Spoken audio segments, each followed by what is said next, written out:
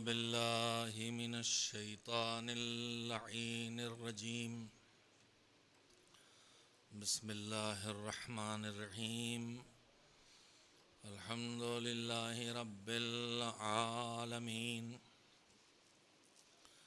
والعاقبة للمتقين والجنة للمؤمنين والنار للملحدين، والصلاة والسلام على سيد الأنبياء والمرسلين سيدنا ونبينا وشفيعنا أبي القاسم محمد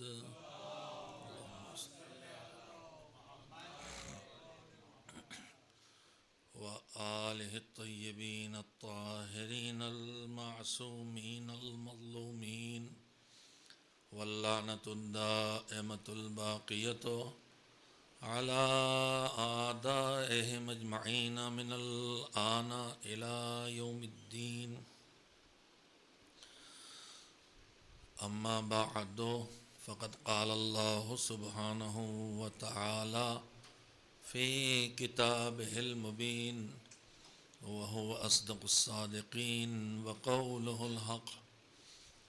بسم الله الرحمن الرحيم. والمؤمنون والمؤمنات بعضهم أولياء بعض يأمرون بالمعروف وينهون عن المنكر ويقيمون الصلاة ويؤتون الزكاة ويطيعون الله ورسوله أولئك سيرحمهم الله إنه عزيز قدير. صلوات بھیجیں محمد و آل محمد علیہ وسلم.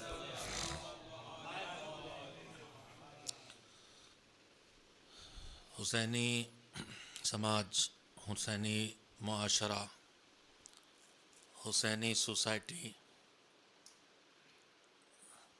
کی تشکیل میں، حسینی سماج تیار کرنے میں کیسے ہمارا یہ معاشرہ، ہم عزادار واقعی طور پر حسینی ہو جائیں اور ہماری سوسائٹی حسینی سوسائٹی ہو جائے، یعنی اس کے اندر وہ صفتیں پیدا ہو جائیں جو اس چھوٹے سے گروہ میں تھیں جس گروہ کو حسین نے کربلا میں تیار کیا تھا. کربلا میں جو حسین کے ساتھ تھے، ان کے اندر جو خوبیاں تھیں، جو اچھائیاں تھیں، ان کے خدا سے رشتہ، ان کا دوسرے بندگان خدا سے رشتہ، وہ ساری صفتیں جو کربلا والوں میں تھیں، جو حسینی سماج تھا، حسینی سوسائٹی تھی، جسے حسین نے تھوڑی سی مدت میں تیار کیا تھا، آج وہ حسینی سماج کیسے وجود میں آئے؟ ہم اپنے کو اگر حسینی کہتے ہیں تو ہمارے اندر سے حسینیت کی خوشبو کیسے آئے؟ ہم لبیک یا حسین کہتے ہیں تو حسین کی باتوں کو اپنانے کی قوت و طاقت ہمارے اندر کیسے پیدا ہو؟ اس سلسلے میں نے عنوان رکھا ہے حسینی سماج کی تشکیل میں مومن مردوں اور مومنہ عورتوں کا حصہ اور ان کا کردار، یعنی مومنین اور مومنات ہمیں دو کو حسینی سماج کو وجود میں لانا ہے. تو آخر یہ حسینی سماج کون سا سماج، مجھے وضاحت کی ضرورت نہیں ہے، لیکن جو حسین کے ساتھ تھے تھوڑے سے لوگ، وہ دو کام ایک ساتھ کر رہے تھے. نماز پڑھ رہے تھے، تلاوت کر رہے تھے، دعا کر رہے تھے، مناجات کر رہے تھے، یعنی اللہ کے حق کو ادا کر رہے تھے، اور اس کے ساتھ ساتھ وہ بندوں کے حق کی پوری طرح ادائیگی کر رہے تھے۔ ہر ماں کی کوشش یہ تھی کہ پہلے میری گود کا پالا میدان میں جائے اور مجھ سے پہلے کسی کو یہ غم نہ اٹھانا پڑے۔ جہاں اتنی اعلیٰ کوالٹی کی انسانیت دکھائی دیتی ہے کہ 3 دن کا مکمل پیاس کے گزر چکے ہیں اور چوتھا دن ہے عاشور کا دن،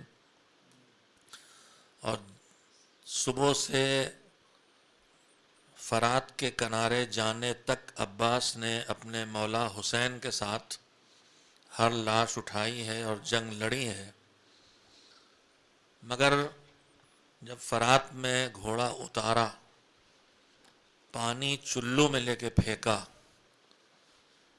کہ جب تک میرے مولا تک پانی نہیں پہنچتا، ان کے بچوں تک پانی نہیں پہنچتا، عباس پانی نہیں پیے گا۔ یہ جذبہ ایثار جو کربلا میں دکھائی دے رہا ہے، جو وفاداری دکھائی دے رہی ہے، دل بے چین ہے عباس کا، کب اذن جہاد ملے اور کب میں ان دشمنوں سے جتنی اذیتیں بچوں کو پہنچی ہیں، ہمارے شہزادیوں کو پہنچی ہیں، ان کا انتقام لوں، مگر اجازت نہیں ملتی تو تلوار نہیں اٹھاتے۔ اطاعت کا جذبہ اتنا زیادہ ہے، ہر خوبی کربلا میں اپنے کمال پر ہے، شوق عبادت اتنی ہے کہ برستے تیروں میں مصلی بچھا دیا جاتا ہے، اور عین جنگ کے عالم میں ابو ثمامہ سیداوی کہتے ہیں کہ زندگی کی آخری نماز آپ کے پیچھے پڑھ لیں۔ تو تمام خوبیاں اس سوسائٹی میں ہیں، ہم ذرا سے زحمت سے بھی بچنے کے لیے کہیں سے بھی چپکے سے ہٹ جاتے ہیں، شب عاشور حسین چراغ بجھا دیتے ہیں اور بتا دیتے ہیں کہ رہو گے تو مارے جاؤ گے اور چلے جاؤ گے تو بچ جاؤ گے، مگر کوئی ایک اپنی جگہ سے نہیں ہٹتا۔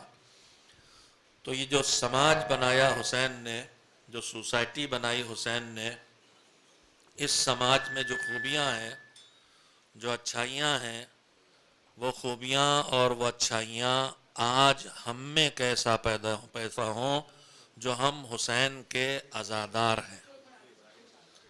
ایک بار صلوات بھیجیں اور سب سمٹ کے ممبر کے پاس اب آ جائیں۔ ماشاءاللہ مومنین، آئیے تھوڑا اور نزدیک آئیے، آپ ممبر سے نزدیک کسی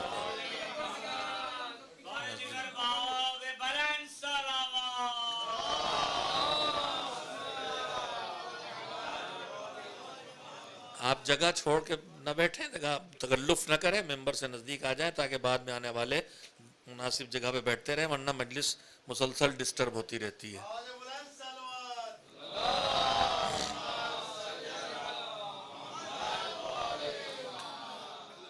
سننے والے اگر ڈسٹرب نہ ہوں تو بہرحال بولنے والا تو بہرحال متاثر ہوتا ہے۔ تو کوشش یہی کیجئے کہ اس طرح بیٹھی کہ جو بعد میں آئے وہ خود اس کو خالی جگہ دکھائی دے جائے اور وہ آ کے بیٹھ جائے گا، اور صلوات مل جل کے بھیجیں محمد۔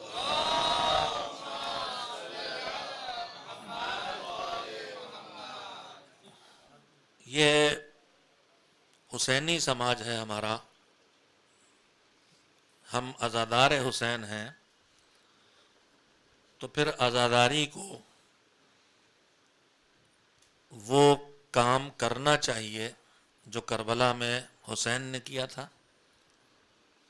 وہ سماج کیسے وجود میں آئے، ہمارا عزادار، آج ایک جگہ ہم بیٹھے تھے، ایک صاحب گفتگو کرتے ہوئے انہوں نے کہا کہ برسوں سے، صدیوں سے، نسلوں سے ہم مجلسیں کر رہے ہیں، عزاداری کر رہے ہیں، پھر ہمیں وہ نتائج کیوں نہیں حاصل ہوتے جو ہمیں حاصل ہونا چاہیے۔ مجلسوں میں ساری اچھی باتیں بتائی جاتی ہیں، ہم مسلسل سنتے ہیں، پھر ہمارے معاشرے میں وہ چیز کیوں نہیں آتی؟ عزاداری کے نتیجے میں جو برکتیں ہماری زندگی میں آنا چاہیے وہ کیوں نہیں آتی؟ اگرچہ یہ میرے یہاں کے موضوع سے براہ راست جڑی ہوئی بات نہیں ہے، یہ خواجہ مسجد میں موضوع چل رہا ہے اس سے براہ راست جڑی بات ہے، لیکن یہاں بھی میں حسینی سماج کی بات کر رہا ہوں، اس لیے دو جملوں میں کہنا چاہتا ہوں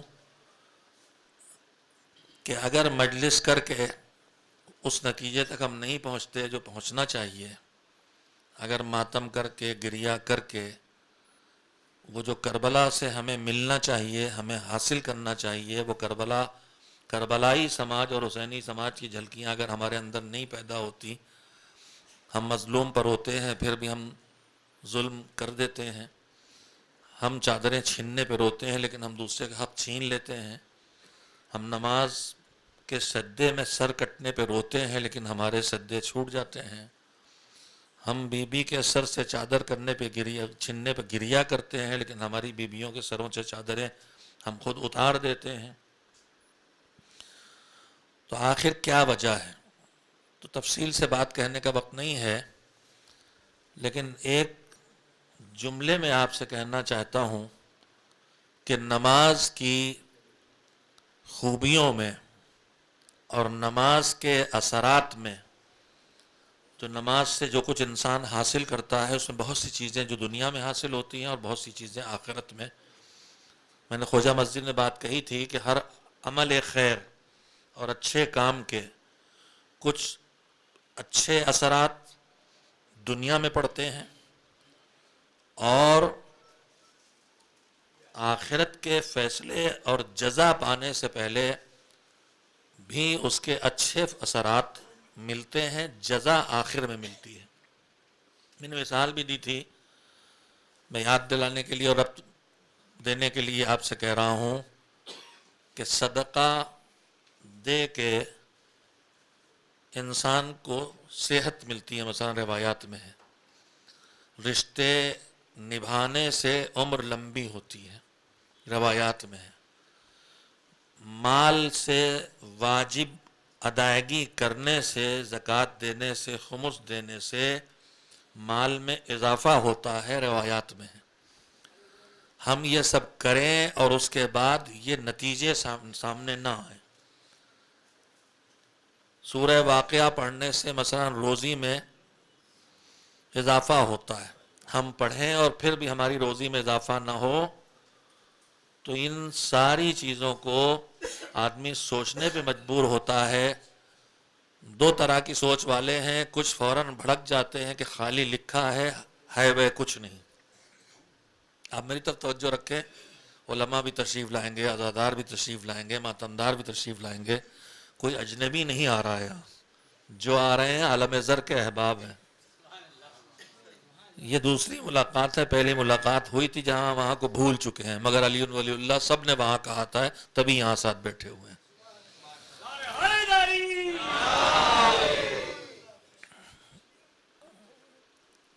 تو اثرات مرتب نہیں ہوتے، اثرات میں بات یاد آ گئی ذہن سے کہہ دوں، روایت میں ہے کہ کبھی کبھی، اور یہ تجربہ مجھے خود ذاتی طور پہ ہوا ہے، ایک بتائیے چھوٹے چھوٹے ایئرپورٹ پہ سینکڑوں ہزاروں لوگ ہوتے کہ نہیں، اور بڑے ایئرپورٹس پہ تو شاید اس سے زیادہ ہوتے۔ اکثر یہ ہوتا ہے کہ پورے ایئرپورٹ پہ آپ جا رہے ہیں اور کوئی مومن کہیں ہے تو مل ہی جائے گا، وہ مسافر ہے تو مل ہی جائے گا، کبھی بیت الصلاۃ مل جائے گا، کبھی صوفے کرسیوں مل جائے گا، کبھی دفتر مل جائے گا۔ تو میں سوچتا تھا آخر اتنے لوگوں میں کہاں سے مل جاتے ہیں؟ پھر میں نے روایت پڑھی کہ اگر 1,00,000 کا بھی مجمع ہو تو مومن کو اس مجمع میں ڈھونڈ نکالتا ہے، اس لیے کہ ہم نہیں سمجھتے کہ ہم انہیں پہچانتے ہیں، لیکن عالم زر کی ملاقات ہوتی ہے جو کھینچ کو ایک دوسرے کے پاس پہنچا دیتی ہے۔ تو یہاں تو سب ماشاءاللہ ایک فرش کے لوگ ہیں، اس فرش سے اٹھے اس فرش پہ آئے، اس فرش سے اٹھے اس فرش پہ آئے، جگہ بدلی ہے مگر فرش نہیں بدلا، فرش وہی فرش عزائے حسین ہے۔ تو میں عرض یہ کر رہا تھا کہ حسینی سماج کیوں وجود میں نہیں آ رہا ہے؟ نسلوں سے ہم مجلسیں سن رہے ہیں، نسلوں سے ہم عزاداری کر رہے ہیں، تو جو اس کے دنیاوی اثرات ہیں وہ ہمیں کیوں نصیب نہیں ہو رہے ہیں؟ ہمارے درمیان آج بھی وہ چیزیں کیوں ہیں جو لشکر یزید میں تھیں؟ آج اچھی بات کا اثر نہ لینے والے آج بھی ہمارے درمیان موجود ہیں، تو کیوں آخر؟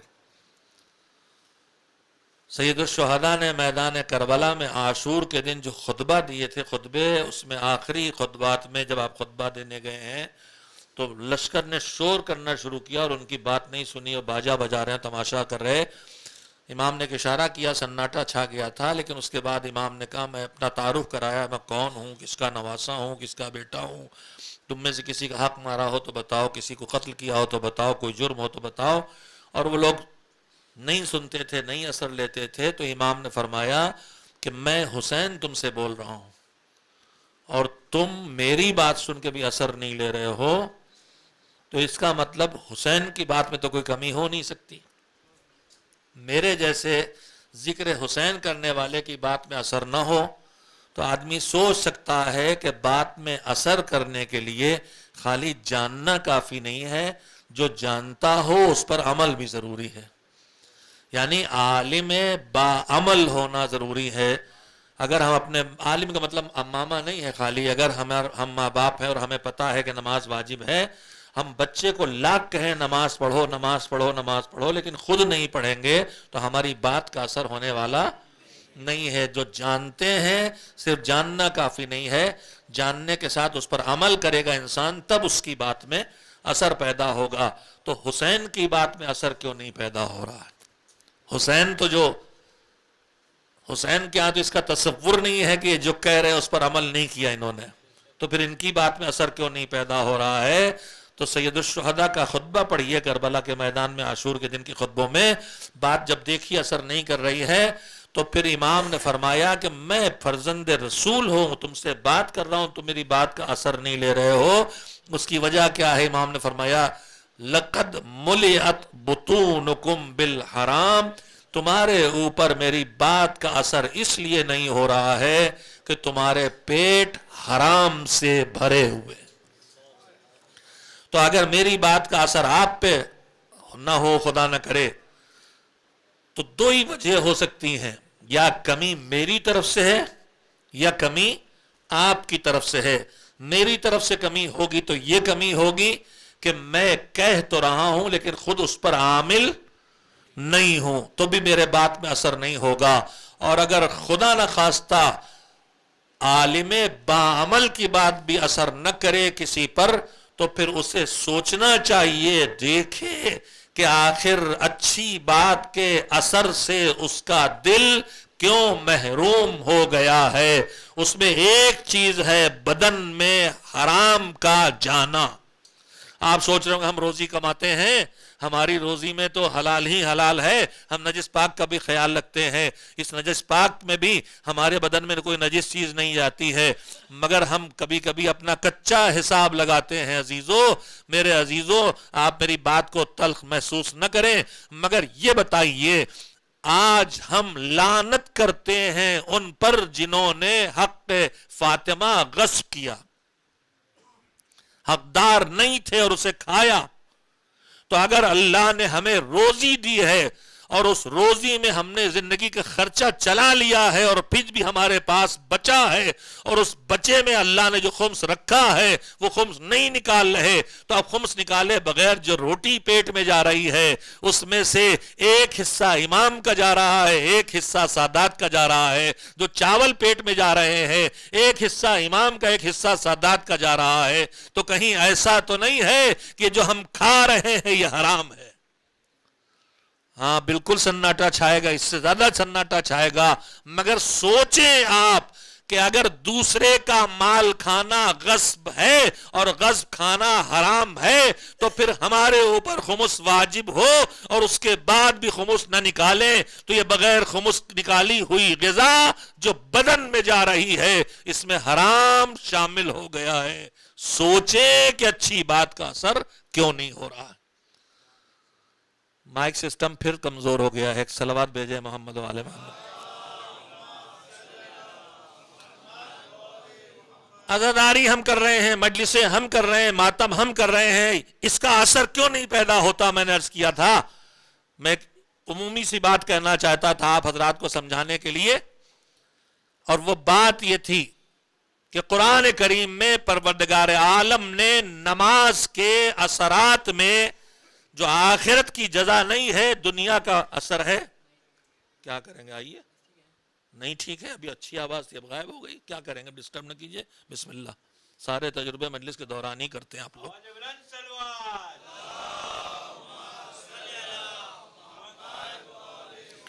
یہ ساؤنڈ بند ہو گیا اس لیے آواز کم ہو گئی ہے. آواز ہے لیکن یہ بند ہو گیا ہے. ایک اور صلوات بھیجیں محمد والے محمد.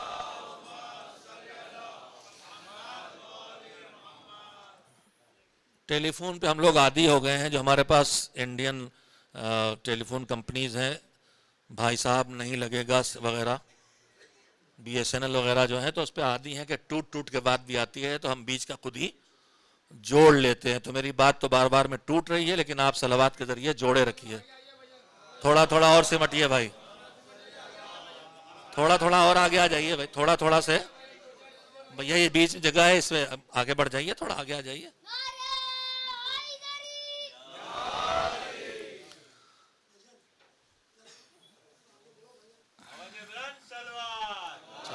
اب باقی حضرات سے کہیے باہر زحمت، باہر بیٹھنے دیجیے بس. اب یہاں پھر بہت ٹائٹ ہو کے گرمی ہو جائے گی بہت زیادہ.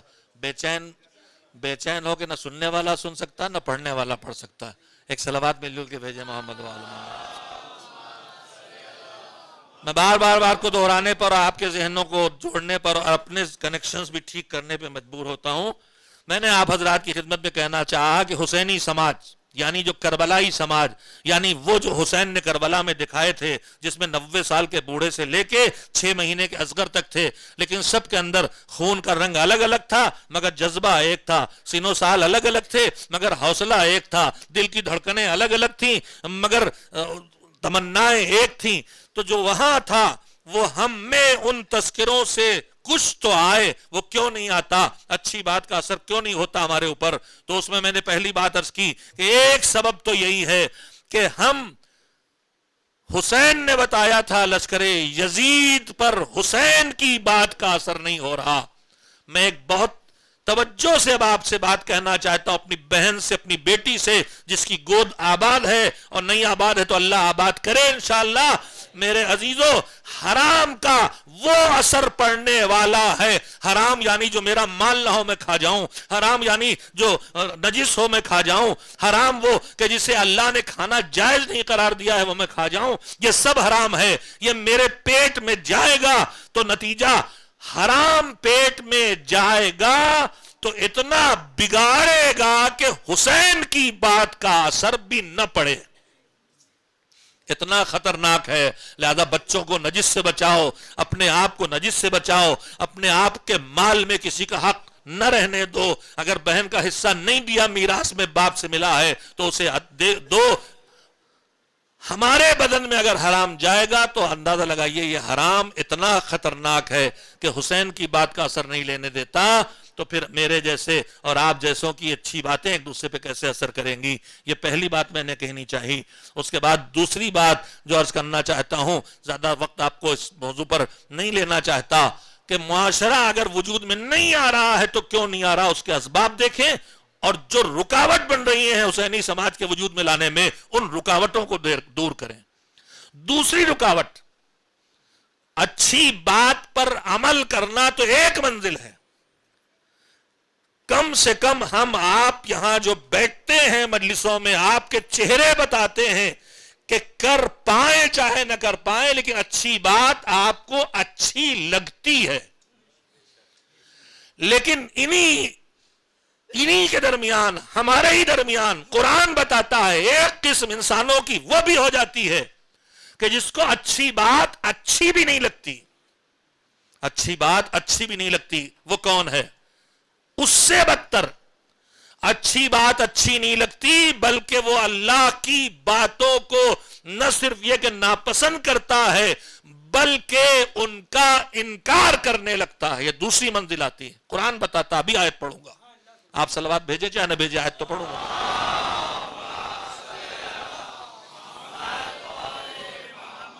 پہلی بات، اچھی بات اثر کرے، سنے آدمی عمل نہ کرے، وہ گفتگو کر لی میں نے. دوسری بات، اچھی بات اثر ہی نہ کرے. تیسری بات، نہ صرف یہ کہ اچھی بات اثر نہ کرے، اچھی بات اچھی نہ لگے، بلکہ اچھی بات کا جو حکم خدا ہے اس کا انکار کرنے لگے آدمی. ایک اس سے بدتر منزل آتی ہے کہ اچھی بات نہ سنے، نہ عمل کرے، انکار کرے، نہیں اس سے آگے بڑھتا ہے، حکم خدا کا اور اچھی بات کا انسان مذاق اڑانے لگتا ہے۔ یہ کون کرتا ہے؟ یہ کون کرتا ہے؟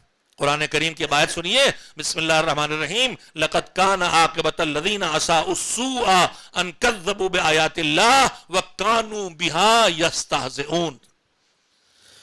جو لوگ، لقد کان عاقبۃ الذین اساءوا السوء، جو لوگ مسلسل گناہ پر گناہ کرتے رہتے ہیں۔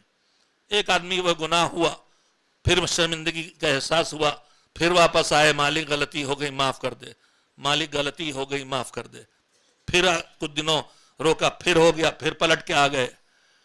یعنی جرم تو ہو رہا ہے مگر احساس جرم باقی ہے۔ نہیں، آپ نے جرم میں توجہ نہیں دی۔ نماز تو چھوٹ رہی ہے مگر ابھی یہ احساس ہے کہ نماز قضا ہو رہی ہے، اچھی بات نہیں ہے۔ روزہ نہیں رکھا مگر یہ ہے خیال کہ روزہ نہ رکھنا اچھی بات نہیں ہے، نجس پاک کا خیال کیے بغیر کھا پی رہے ہیں مگر خیال ہے کہ اچھی بات نہیں ہے۔ تو جرم آدمی چاہے کرے لیکن احساس جرم باقی رہے، یہ بھی ایک غنیمت منزل ہے۔ ایک منزل واتی جب احساس جرم ختم ہو جاتا ہے۔ بات میں بات یاد آتی ہے، جناب موسیٰ کے دور میں ایک شخص تھا انتہائی سرکش، اور یہ سرکش تو پوری قومی تھی، اسرائیل، بنی اسرائیل، نئی نئی فرمائشیں کرنے والے، ایک سے بڑا ایک فریب کرنے والے۔ کہا ہفتے کے دن، جمعے کے دن چکان نہ کرو، ہم تدبیر کر لی، ایک دن پہلے جا کے پانی باندھ دیا، اس دن نہیں پکڑا، مچھلیاں آئیں پھنس گئی، اگلے دن پکڑ لیا۔ اللہ میاں سے بے ایمانی نہیں کرتے تو ہم بھی ہیں تھوڑی بہت۔ خیر، تو وہ سرکش تھا انتہائی۔ اس نے ایک دن جناب موسیٰ سے کہا کہ آپ کی قوم، آپ کا خدا، آپ کا خدا، یہ کسی اور خدا کے ہیں، آپ کا خدا جن چیزوں سے منع کرتا ہے وہ سب کر رہا ہوں میں، اور آپ نے ان چیزوں بتایا کہ عذاب نازل ہوگا، مصیبتیں پڑیں گی، اور آج تک میرے اوپر کوئی مصیبت نہیں پڑی۔ تو جا کے اپنے خدا جو آپ دور پہ جاتے ہیں باتیں کرنے، اس سے کہہ دیجئے گا کہ میں اس کو نہیں مانتا اور مجھے اس کی روزی بھی نہیں چاہیے، اور جتنے کاموں سے منع کر رہا ہوں میں سب کر رہا ہوں، آج تک میرے اوپر کوئی مصیبت نہیں پڑی۔ جناب موسیٰ گئے، اللہ سے گفتگو کی، باتیں کی، اس کی بات پہنچائے بغیر چلنے لگے تو ادھر سے آواز آئی کہ موسیٰ، اور میرے اس بندے کی بات نہیں پہنچائی؟ کہا مالک تو جانتا ہی ہو، میری ہمت نہیں ہوئی کہ میں اس کی بات کو تیرے سامنے دہراؤں بھی۔ ہم نے اس کو سن تو لیا، میں نے پڑھ بھی لیا تھا، پھر میں نے ذرا سے غور کیا، یہ کون ہے؟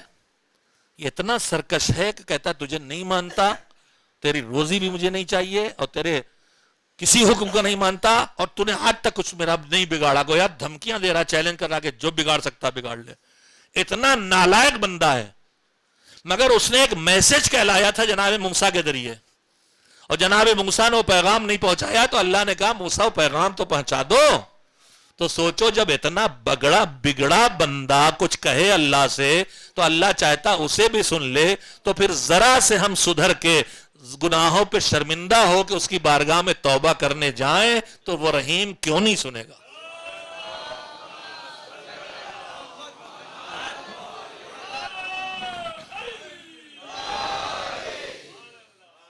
اسے مانتا نہیں، مجھے اس کی روزی نہیں چاہیے، اور آج تک جتنے اسے منع کیا سب کرتا ہوں، میرا کچھ نہیں بگڑا، کوئی مصیبت نہیں آئی۔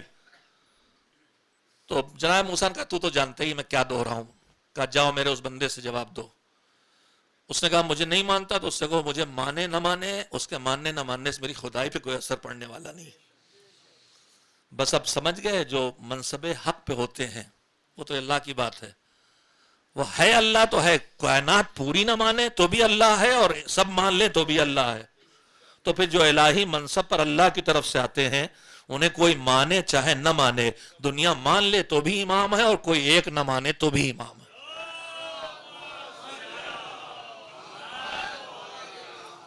اس سے کہو مجھے مانے چاہے نہ مانے، میرے نہ ماننے سے، اس کے نہ ماننے سے میری خدائی پہ کوئی اثر پڑنے والا نہیں۔ دوسرا جواب سنیے، وہ کتنا کریم ہے۔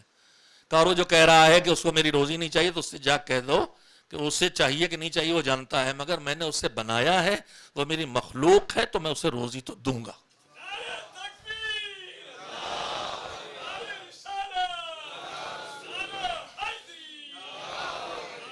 اور تیسری بات جس کے لیے میں نے روایت آپ کو سنائی کہ آدمی گناہ کرے مگر سمجھے کہ میں گنہگار ہوں، اچھی بات سنے، اثر لے مگر عمل نہ کرے، اس سے بگڑتے بگڑتے وہاں تک جاتا ہے کہ اچھی بات کا اثر بھی نہ لے، پھر اور بگڑتا ہے تو اچھی بات کا انکار کرنے لگے، اور بگڑتا ہے تو اچھی بات کا مذاق اڑانے لگے۔ ہمارے معاشرے میں ہیں جو آج مذہب کا مذاق اڑاتے ہیں، کوئی داڑھی رکھ لے کم سینی میں تو مولانا صاحب کہا جانے لگتا ہے، کوئی حجاب کم سینی میں کر لے تو مولیانی کہا جانے لگتا ہے۔ یہ مذہب کی پابندی کرنے والوں کا مذاق وہی اڑاتا ہے جو بگڑ کے یہاں تک آ جاتا ہے۔ بگڑتا کہتے ہیں، ابھی سنا رہا ہوں آپ کو، اور کہا کہ اس نے جو کہا ہے کہ اس نے میری ساری نافرمانیاں کی اور میں نے آج تک اس پر کوئی مصیبت نہیں ڈالی، تو اس سے جا کے کہو کہ میں نے اس پر دنیا کی سب سے بڑی مصیبت ڈال دی۔ تو جناب موسیٰ نے کہا مالک کون سی مصیبت ڈالی؟ موسیٰ بھی نہیں سمجھے، مالک کیا مصیبت ڈالی اسے؟ بھائی دنیا میں سب سے بڑی مصیبت کیا ہے؟ بڑی مصیبتوں کا اگر حساب لگائیں تو میرے خیال سے اس دنیا میں ہم انسانوں کے درمیان سب سے بڑی مصیبت ہے اولاد کی موت۔ میرے خیال سے اس سے بڑی مصیبت انسان پہ نہیں ہے کوئی۔ اولاد کا مر جانا، گھر جل جانا، روزی کے وسیلے کا چھن جانا، یہ سب بڑی مصیبتیں۔ کہا اس کو کچھ تو نہیں ہوا؟ گھر بھی شاندار، کاروبار بھی، اولاد بھی، کنبہ بھی وسا ہوا، کچھ مصیبت آئی نہیں ہے؟ کہا نہیں، میں نے اس پر سب سے بڑی مصیبت ڈال دی۔ تو کہا مالک بتا دے کیا مصیبت ڈالی؟ میں نے آپ کا بہت وقت لیا اس جملے کو سنانے کے لیے، اللہ کرے کہ آپ کے ذہنوں میں محفوظ رہ جائے۔ کہا میں نے اسے بڑی مصیبت میں ڈال دیا۔ کہا وہ کیا؟ کہا میں نے اس کے دل کو سخت کر دیا ہے، اب اس کے دل پر کسی اچھی بات کا اثر نہیں پڑتا، اور میں نے اس سے لذت مناجات چھین لی ہے۔ یعنی اللہ کی بارگاہ میں جا کے باتیں کرنے میں جو مزہ ہے وہ مزہ اس سے چلا گیا، اور اب اس کے بعد دل پر اچھی بات کا اثر نہیں لیتا۔ میں نے اس سے احساس گناہ چھین لیا ہے۔ کہا میں نے اس سے احساس جرم چھین لیا ہے۔ کیا مطلب؟ اس میں کیا بڑی مصیبت ہے؟ ذرا سا آپ تجزیہ کریں تو بڑی مصیبت ہے۔ یہ بتائیے، آدمی جب گناہ اور غلطی کرے تو اگر اسے احساس ہو کہ میں نے غلطی کی ہے، اگر احساس ہو کہ مجھ سے غلطی ہوئی، گالی بکی، خیال آیا پھر گالی بک دی، غیبت کی پھر خیال آیا گالی، لیکن اگر آدمی مجرم بن گیا کہ گالی بکتا ہے اور خیال بھی نہیں آتا کہ میں گالی بک رہا ہوں، مومن کی توہین کرتا ہے اور پتہ بھی نہیں چلتا کہ میں مومن توہین کر رہا ہوں، کسی کا حق چھینتا ہے، کسی کی چپل کچلتا ہے اور نہیں پتہ چلتا۔ میں چھوٹی چھوٹی مثالیں بار بار اس لیے دیتا ہوں کہ ہماری بے حسی ٹوٹے۔ ہم حسین کی مجلس میں آتے ہیں، حسین کی لاش کے پامال ہونے پہ روتے ہیں، چادر چھننے پہ روتے ہیں، اور آتے وقت ایک دوسرے کی چپلیں اس طرح رونتے ہیں کہ جیسے پامال سمے اسپاں ہوئی ہوں۔ یہ کون سا ہمارا مزاج ہے؟ یہ کربلا کا اثر نہیں آیا، ورنہ ہم، بات لمبی ہو جائے گی مگر میں کیا کروں۔ آقا خمینی رحمت اللہ علیہ انقلاب اسلامی کے بانی اور رہبر اور رہنما، معلم اخلاق تھے۔ ان کی سیرت کا ایک واقعہ مجھے پڑھنے کو ملا بھی تھوڑے پہلے کہ وہ نجف میں جب بحیثیت استاد تھے تو وہاں ظہر کی نماز، ظہرین کی نماز مسجد میں پڑھاتے تھے۔ مسجد ہندی نام تھا اس مسجد کا، وہاں ایک مسجد ہندی ہے جو ہے یہیں بنوائی ہوئی ہے۔ یا کسی مسجد میں ایک دن وہ نماز پڑھانے گئے تو وہیں سے واپس آنے لگے، تو لوگوں نے کہا کیا ہوا؟ ناراض ہو گئے؟ کیا ہوا؟ کیوں نہیں نماز پڑھائیں گے؟ کہا نہیں پڑھا سکتے۔ کہا کیوں؟ کہا اس لیے کہ جو مسجد میں جانے کا راستہ تھا وہاں جو نمازی پہلے آ چکے تھے اس راستے پر ان کی چپلیں اور جوتیاں اور جوتے رکھے ہوئے تھے۔ کہا میں اگر جاؤں گا تو مجھے یہ جوتے کچل کے جانا پڑے گا۔ تو لوگوں نے کہا کہ ٹھیک ہے ہم ہٹائے دیتے ہیں، آپ جوتیاں کچل کے نہ جائیے گا، ہٹائے دیتے ہیں، چلے جائیے۔ کہا نہیں، کیا معلوم جس کی جوتی رکھی ہے وہ راضی ہوگا کہ نہیں کہ اس کی جوتیاں ہٹائی جائیں۔ یہ ہے حقوق کا خیال۔ نماز شب کے لیے ان کی اہلیہ بتاتی ہیں کہ نماز شب کے لیے اٹھتے تھے تو لائٹ بھی نہیں جلاتے تھے اور آہستہ آہستہ چلتے تھے تاکہ جو سو رہا ہے اس کی نیند میں خلل نہ پڑے۔ میرے عزیزو، ہم کتنا دور ہو گئے حسینی سماج سے، ساری رات لاؤڈ اسپیکر پہ شور کرتے، نہیں سوچتے پڑوس میں کوئی بیمار بھی ہو سکتا ہے۔ میں سادہ نہیں کہوں گا، آپ متوجہ ہو جائیں کہ کیا کہہ رہا ہوں۔ ہمیں دوسروں کا خیال رکھ کے جینا۔ کربلا ایثار کا نام ہے، کربلا اپنی طاقت دکھانے کا نام نہیں ہے۔ کربلا اقتدار کے باوجود اپنے اقتدار کے استعمال نہ کرنے کا نام۔ لوگوں کو مسجد معلوم ہوا کہ وہ واپس جا رہے ہیں، انہوں نے خود دوڑ کے آیا، انہوں نے کہا ہم اپنی جوتیاں خود ہٹائے لے رہے ہیں، اب آپ چلیے نماز پڑھا دیجئے۔ تو یہ ہماری وہ سیرت ہے جو ہمیں ائمہ طاہرین سے ملی. تو مالک نے کہا کہ میں نے اس سے احساس جرم چھین لیا, یہی سب سے بڑی مصیبت. ہم سے غلطی ہو اور ہمیں غلطی کا احساس ہی نہ ہو, عادی بن جائیں, تو یہ بڑی مصیبت ہے. کیوں بڑی مصیبت ہے؟ اس لیے کہ جرم کا احساس اگر انسان کو ہوگا مجھ سے غلطی ہوئی ہے, تو غلطی کا احساس جب ہوگا تو کبھی نہ کبھی شرمندہ ہوگا آدمی, اور شرمندہ جب ہوگا تو پھر شرمندگی اسے اللہ کی بارگاہ میں لے کے آئے گی توبہ تک, اور جب توبہ تک آئے گا تو مغفرت تک پہنچ جائے گا. تو شرمندگی احساس جرم شرمندہ کرے گا, شرمندگی بارگاہ الہی میں توبہ کے لیے لائے گی, اور توبہ مغفرت تک پہنچا دے گی. لیکن اگر جرم کا احساس ہی چھن گیا, پتہ ہی نہ چلا میں نے کسی کو کچل دیا, پتہ ہی نہ چلا میں نے کسی کو دکھا دیا, پتہ ہی نہ چلا میں نے کسی کی توہین کر دی, پتہ ہی نہ چلا میں نے کسی پہ الزام لگا دیا, تو نہ جرم کا احساس ہوگا, نہ شرمندگی پیدا ہوگی, نہ توبہ کے لیے آئے گا, نہ مغفرت تک پہنچے گا. تو یہ احساس جرم کا چھن جانا دنیا کی بڑی مصیبتوں میں سے ایک مصیبت ہے جو انسان کو جہنم تک پہنچا سکتی ہے. ٹھیک ہے صلوات بھیجنے کی جگہ نہیں ہے, لیکن جہنم سے بچنے کے لیے تو بھیج سکتے ہیں. تو بڑی مصیبت ہے یہ. مجرم ہونا ایک, گناہ کرنا ایک مسئلہ, بے حس ہو جانا ایک مسئلہ, اور گناہوں کے مسلسل بے حسی سے دہراتے رہنے کا نتیجہ کیا ہوتا ہے؟ قرآن مجید میں پروردگار کہتا ہے لَقَدْ كَانَ عَاقِبَةُ الَّذِينَ أَسَاءُوا السُّوءَ أَن كَذَّبُوا بِآيَاتِ اللَّهِ وَكَانُوا بِهَا يَسْتَهْزِئُونَ. جب مسلسل انسان گناہ پر گناہ کو دہراتا رہتا ہے تو آخر اس کا حشر یہ ہوتا ہے کہ وہ دو کام کرنے لگتا ہے. لَقَدْ كَانَ عَاقِبَةُ الَّذِينَ أَسَاءُوا السُّوءَ أَن كَذَّبُوا بِآيَاتِ اللَّهِ, اللہ کی نشانیوں کو جھٹلانا شروع کر دیتا ہے. یہ حکم خدا نہیں ہے, میری سمجھ نہیں آ رہا, میں نہیں مانوں گا. یہ صاحب قصر کا حکم تو اس زمانے میں تھا جب چھوٹی چھوٹی مسافتیں ہوتی تھیں, آج قصر اثر نہیں ہے.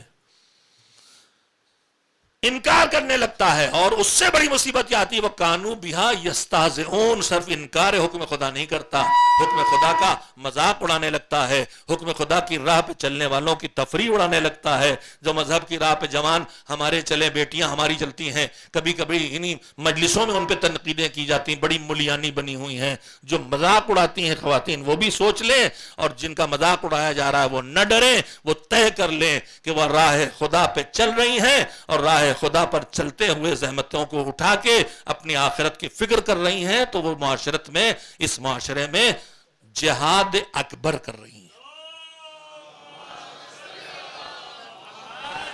اگر ان کے اسکولوں اور کالجوں میں ان کا حجاب کا مذاق اڑایا جا رہا ہے, اگر میرے بیٹے نے کہیں داڑھی, اب تو خیر داڑھی فیشن میں آ گئی الحمدللہ, کام آسان ہو گیا, بہت سے کام فیشن نے آسان کر دیے. پہلے ہم حج میں جاتے تھے تو پہلے حج میں سر مونڈنے کا حکم سبھی فقہا کا تھا, اور اب بھی تقریباً ہے.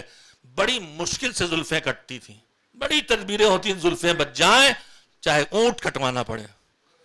مگر اب ہمارا کام آسان ہو گیا. ایک خالی ذی الحجہ کی 10 تاریخ تھوڑی, وہاں تو روز ہی سر منڈ رہا ہے. نئے فیشن میں لیٹسٹ جو ہے یہی آیا ہے. ابھی تھوڑے دنوں پہلے تک سر اور داڑھی اور پویں پلکیں جب منڈی ہوتی تو ہم سمجھتے تھے کہ ہمارا برادر وطن ہے, اس کے گھر میں کوئی موت ہو گئی. اب ہر طرف چھلا ہوا سر چمکتا ہوا بھی دکھائی دیتا ہے, اور اس کے ساتھ کیا چمکتے ہوئے چہرے دکھائی دیتے ہیں. تو جس طرف چل پڑے دھارے بھی عجیب غریب ہیں. بانی تنظیم مولانا غلام عسکری اللہ مقامہ سے سنا تھا, فیشن پرانے پیچھے چلے جائیے. پینٹ ایک زمانے میں بنی بیل باٹم, اس کے بعد جو تنگ ہوئی تو اپنا ہی پیر نہیں جاتا, اور چوڑی ہوئی تو ایسے ہم لوگ بھی چوڑی پیجامہ پہنتے. جب میں ایران گیا پڑھنے کے لیے, وہاں سلوانے گیا پتلی موری کا پیجامہ, تو چوڑی والی موری کا دیکھ کے وہ درزی پوچھنے لگا آغا برائے چند نفر دوختی, یہ کتنے لوگوں کے لیے سلوایا تھا؟ تو میرے عزیزوں پھیلا تو اتنا پھیلا پائچا. اب میں اپنی بیٹیوں بہنوں سے کہہ رہا ہوں, آج کل عزادار ہمیں سب لمبے کرتے اور اونچی شلوار والی دکھائی دے رہی ہیں. نئے نئے فیشن روزانہ آتے ہیں, نئے نئے فیشن کے پیچھے نہ دوڑو, تم زمانے کے پیچھے نہ چلو, تم زمانے کے امام کے غلام اور کنیز ہو. تم ایسے بنو کہ زمانہ تمہارے پیچھے دوڑے. فیشن آتا ہے ایک زمانے میں, اب آج کل سر منڈا ہے, ایک زمانے میں لمبی لمبی زلفیں, پتہ ہی نہیں چلتا تھا کہ آگے آپا جا رہی ہیں کہ پاپا جا رہے ہیں, یہی نہیں پتہ چلتا تھا. ایک مشاعرے میں ایک ماں بیٹے بیٹھے ہوئے بہت خوب تعریف کر رہے تھے غزل کی، تو شاعر نے کہا کہ ماشاءاللہ آپ کی یہ صاحبزادی بہت ذوق ادب رکھتی ہیں، بڑی ادیبہ ہیں. کہ نہیں میری صاحبزادی نہیں، میرے صاحبزادے ہیں. کہا اچھا میں آپ کو ایسے بچے کی ماں ہونے اور پالنے پہ مبارکباد دیتا ہوں. کہ لیکن میں اس کی ماں نہیں ہوں، میں اس کا باپ ہوں. تو پہلے صاحب لگتے تھے، میم ہو گئے، اور آج کل کی میمیں دھیرے دھیرے ایسی گزرتی ہیں کہ لگ رہا کہیں صاحب جا رہے ہیں کہ میم جا رہے ہیں. یہ وقت کے دھارے میں نہ دوڑو میرے عزیزو. آپ نے سیلاب کبھی دیکھا ہے؟ جب سیلاب آتا ہے تو ہر چیز کو بہا کے لے جاتا ہے. ہم دریا کنارے کھڑے تھے، ہر چیز تختہ، لکڑی، لٹ، ٹین شیڈ، درخت، ہر چیز وہی چلی جا رہی ہے. ایک مرتبہ ہم نے دیکھا کہ یہ تو کوئی آدمی لگ رہا ہے. تو جیسے ہمیں لگا کوئی باڈی انسان کی، فوراً خیال آتا ہے کہ زندہ ہے کہ مر گیا. تو کیسے پتا چلتا ہے کہ زندہ ہے کہ مر گیا؟ جائیں گے نبض دیکھیں گے اس کی، جائیں گے اسٹیتھوسکوپ سینوں پہ رکھیں گے، خود ہی ہو جائیں گے ویسے. مگر ایک سیکنڈ میں فیصلہ ہو جاتا ہے کہ زندہ ہے کہ مر گیا. بتائیے کیسے فیصلہ ہوتا ہے؟ اگر ہم نے دیکھا کہ سب چیزیں جیسی دھارے میں بہ رہی ہیں، یہ بھی بہا چلا جا رہا ہے، تو ہم سمجھتے ہیں مر گیا. اگر ہم دیکھتے ہیں کہ دھارے سے نکلنے کی کوشش کر رہا ہے تو ہم سمجھتے ہیں زندہ ہے. بس میرے عزیزو، زندہ اور مردہ کا فرق پہچانا. مردہ قومیں وہ ہوتی ہیں جو وقت کے دھارے میں بہ کے چلی جاتی ہیں. زندہ قومیں وہ ہوتی ہیں جو وقت کے دھارے میں ایمان و علم کے بازووں کی طاقت لگا کے ساحل نجات تک خود کو پہنچایا کرتی ہیں. خود کو زمانے کے دھارے میں نہ بہاؤ. تم امام زمانہ کے غلام اور کنیز ہو. ایسے چلو کہ زمانہ تمہارے پیچھے دھارے میں بہے، تم اس کے پیچھے فیشن کے دھارے میں نہ بہو، رسم و رواج کے دھارے میں نہ بہو. نیک صلوات.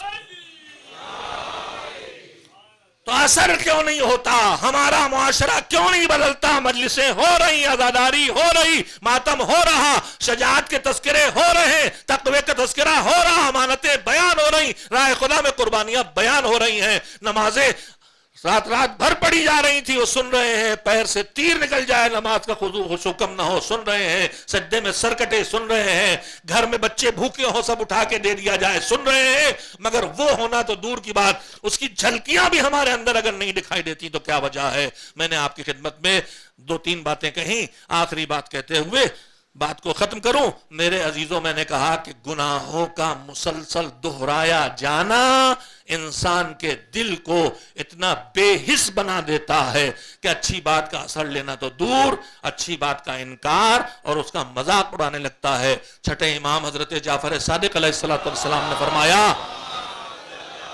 مشہور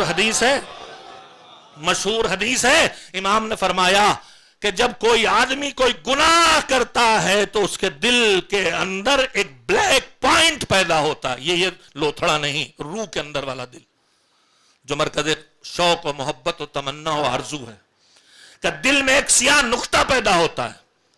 اگر گناہ کے بعد اپنی غلطی پر توجہ دے، شام کو حساب کیا، مالک آج نماز قضا ہو گئی، معاف کر میں قضا پڑھے لیتا ہوں، مالک آج میں نے فلاں کا دل دکھایا معاف کر، میں جھوٹ بولا معاف کر، اپنا حساب کر لیا، توبہ کر لی. تو توبہ کرنے کے بعد یہ توبہ اریزر بن جاتی ہے. جیسے بچے پوائنٹ بناتے ہیں، پنسل سے لکھتے ہیں اور صاف کر دیا، توبہ اریزر بن جاتی، صاف ہو جاتا ہے. لیکن اگر توبہ نہ کرے تو نقطہ باقی رہتا ہے. پھر جب دوسرا گناہ کیا، پھر ایک پوائنٹ، پھر ایک پوائنٹ کرتے رہیے. امام کہتے ہیں جب گناہوں پہ گناہ ہوتے رہتے ہیں اور بیچ میں احساس جرم نہیں ہوتا، توبہ نہیں ہوتی، تو پھر اس کے بعد ایک وقت وہ آتا ہے کہ دل پر سیاہی اس طرح قبضہ کر لیتی ہے کہ پھر وہ اچھی بات کا اثر لینا چھوڑ دیتا ہے، وہ نور کو قبول کرنا چھوڑ دیتا ہے. تو گناہوں کی کثرت بھی سبب بنتی ہے کہ اچھی بات کا اثر نہ ہو، چاہے وہ بات کربلا کی بات ہو، چاہے وہ بات حسین کی بات ہو. بس آخری بات 2 فقروں میں سن لیں کہ اگر ہم ان سب کچھ کر رہے ہیں پھر بھی ہمارے معاشرے پہ اثر نہیں دکھائی دے رہا ہے تو اس کی وجہ کیا ہے؟ نماز کے لیے قرآن میں ہے ان الصلاۃ تنہی عن الفحشاء والمنکر. نماز 2 کام کرتی ہے. فحشاء یعنی کھلم کھلا برائیاں اور بدکاریاں، جو بےہودگی جس میں ہو، جو جنسی اعتبار سے بےہودہ لباس پہننا، بدکاری کرنا، محرم و نامحرم کے تعلقات، کھلی ہوئی گناہ کی چیزیں جو ہمارے معاشرے میں عفت و کردار کے خلاف سمجھی جائیں. فحشاء سے بچاتی ہے نماز، فاحشہ نہیں ہے قرآن میں.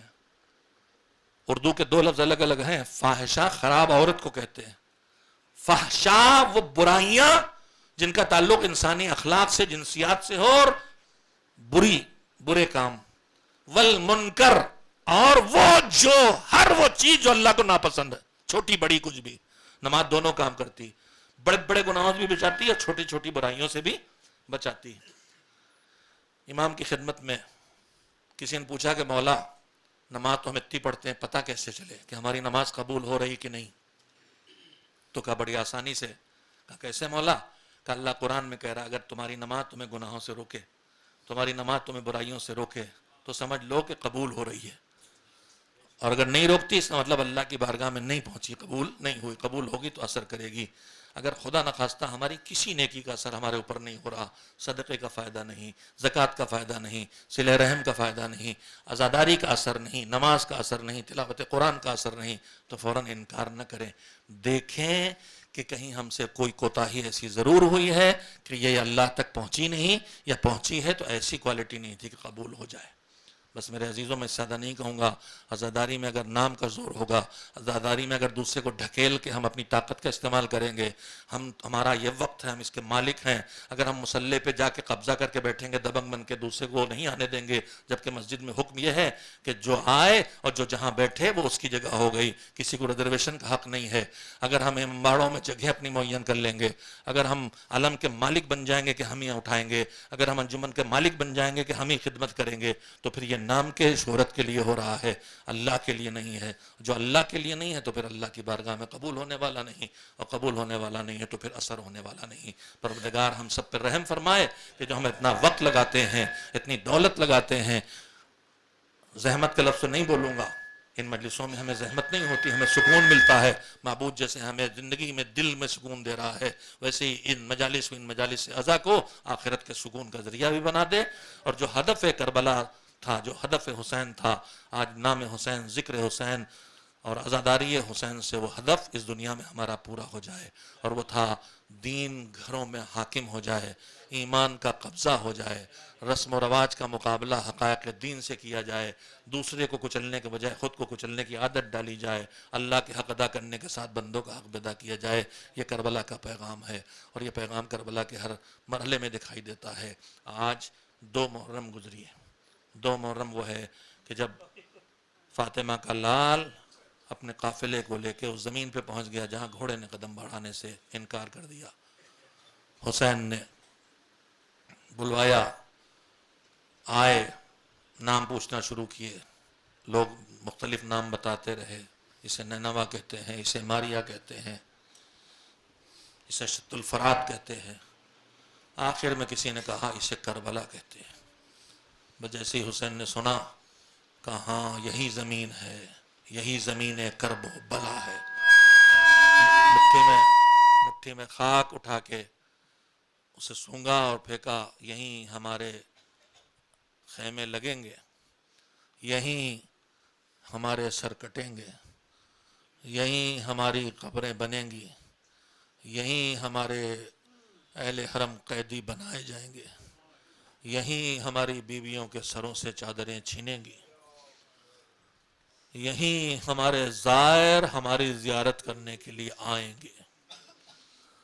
حسین نے فیصلہ کیا، عباس خیمے لگاؤ. فرات کے کنارے خیمے لگانے جا رہے تھے کہ رسالے لشکر یزید نے رکاوٹ کھڑی کر دی. ہم خیمے نہیں لگانے دیں گے. بچپن سے ہم آپ خطبہ سے سنتے آ رہے ہیں، معتبر خطبہ سے بھی سنا ہے، چاہے اس کیفیت کو بیان کیا ہو یا روایت میں آیا ہو.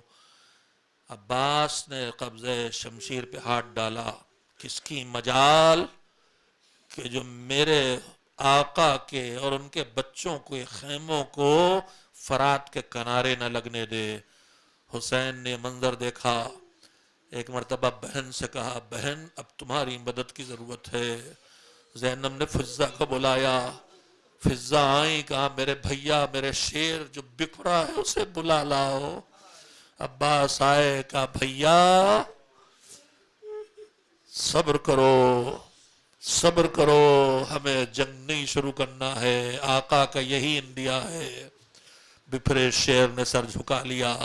یہ کوئی پہلا موقع نہیں ہے جب مظلوم بھائی کے کلیجے کے 72 ٹکڑے تسمے دیکھ کے کاندھے پہ جنازہ لے کے چلے تھے قبر رسول کے پاس، تیر برسے تھے اور تابوت کو توڑ کے بھائی کی جیسے پیوست ہو گئے تھے، بپرے ہوئے چہرے کو دیکھ کے حسین نے سب سمجھ لیا تھا، پشت پہ ہاتھ رکھ کے آواز دی تھی، محلل محلل یا اخی، بھیا صبر۔ میرا بھائی جاتے جاتے کہہ گیا جنگ نہ کرنا، لالا کے پڑو پہلو میں دفنانا، مگر جنگ نہ کرنا، صبر کر کے لے جا کے جنازہ دفن کیا تھا۔ اور اس کے بعد اب یہ پھر منزل آئی ہے، کس کی مجال ہے کہ جو عباس کے ہوتے خیمے ہٹائے، مگر ذرا سا اشارہ ملا کہ آقا کی مرضی یہی ہے، خیمے لگ گئے، فرات سے دور خیمے لگ گئے، تپتے ریگستان پہ خیمے لگ گئے، جھلستی ہوئی زمین پہ خیمے لگ گئے۔ اور اس کے بعد تھوڑی دیر گزری تھی کہ ایک مرتبہ فضا آئی، بھیا کو بہن یاد کر رہی ہے۔ اب حسین پہنچے، میری بہن کیا؟ کہا بھیا ان اجڑے بیابان سے خیموں کو اکھاڑ کے کہیں اور لے چلو۔ کہا کیوں میری بہن؟ کہا میرا دل بڑا بے چین ہے۔ کہا بہن تمہارا بھائی شیر جیسا باس، اکبر جیسا گود کا پالا، تمہارے لخت جگر سب موجود ہیں، ارے اجڑا ہوا بیابان تو ہے مگر آباد خیمے تو ہیں، یہ تم اتنی بے چین کیوں ہو؟ کہا بھیا میں کیا بتاؤں، جب سے خیمے لگے ہیں خیمے کے ارد گرد سے کسی بی بی کے گریے کی صدا سنائی دے رہی ہے، جیسے کوئی ماں بے چین ہو کے اپنے بچے کو روتی ہے۔ کہا میری بہن زینب تم نے صحیح سنا، ارے یہ کوئی اور نہیں ہے، ہماری اماں ہے، جب سے ہم نے مدینہ چھوڑا ساتھ ساتھ ہیں۔ آج فاطمہ خیموں کے ارد گرد گریاں کن ہے، کل کبھی لاش حسین پہ گریا کریں گی، کبھی زندان شام کی سرحد سے ملا کے پیٹ ٹیک کے گریا کریں گی۔ فذریعہ زہرا کی صدا جو 2 محرم کو شروع ہوئی آج بھی بیابانوں میں سنائی دے رہی ہے، آج بھی سیدہ روتی ہیں تو خلائق رونے لگتے ہیں، تو مخلوقات الہی رونے لگتے ہیں۔ سیدہ کو یہ چین نہیں ملے گا جب تک ان کا رخت جگر آ کے حسین کے خون کا انتقام نہ لے لے۔ الہی و سیدی و مولایا و معتمدی، اللہم عجل فی فرج مولانا صاحب الزمان ماتم حسین۔